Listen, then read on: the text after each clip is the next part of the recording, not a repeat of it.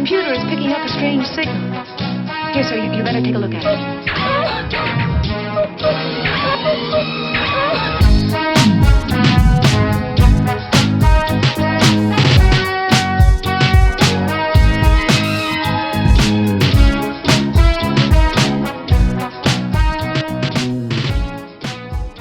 Hello there, dear listeners, and welcome to another episode of Life Through a Prism with your host, Rob Tierney.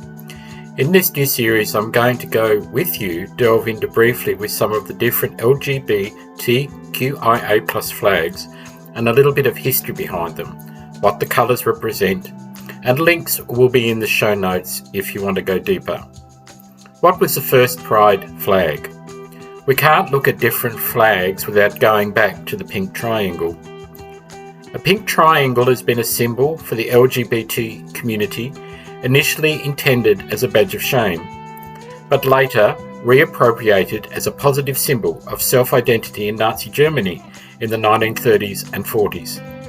It began as one of the Nazi concentration camp badges, distinguishing those imprisoned because they'd been identified by authorities as gay men or trans women. In the 1970s, it was revived as a symbol of protest against homophobia and has since been adopted by the larger LGBT community as a popular symbol of LGBT pride and the LGBT movements and queer liberation movements. The first Pride flag.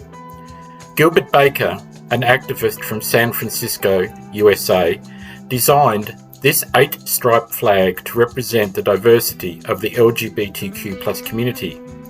At the request of Harvey Milk, the first openly gay elected official in the history of California, Gilbert was commissioned to create an image of pride for the gay community.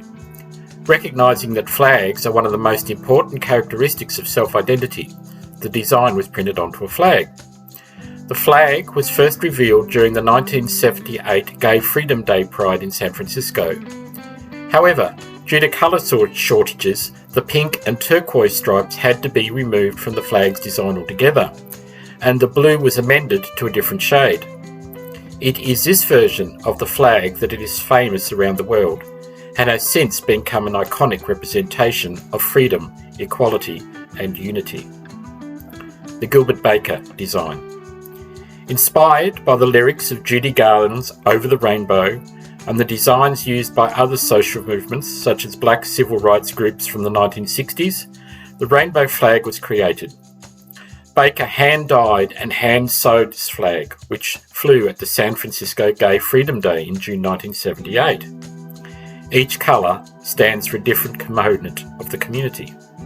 Hot pink represents sex, red, life, orange, healing, yellow, sunlight, green, serenity and nature, turquoise, art, indigo, harmony, violent, spirit.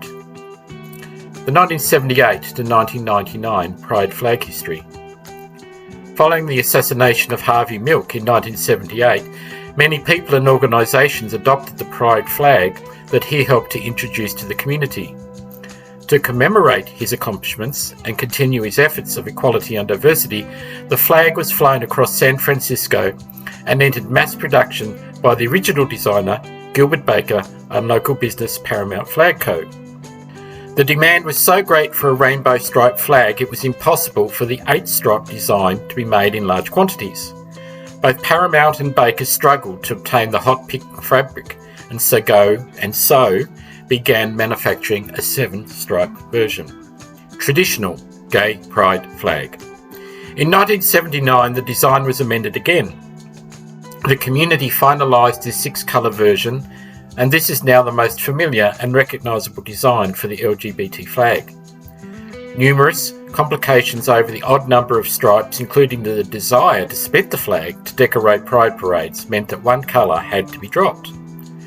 The turquoise and indigo stripes were combined to create a royal blue stripe, and it was agreed that the flag should typically be flown horizontally with red at the top, as it would be in a natural rainbow.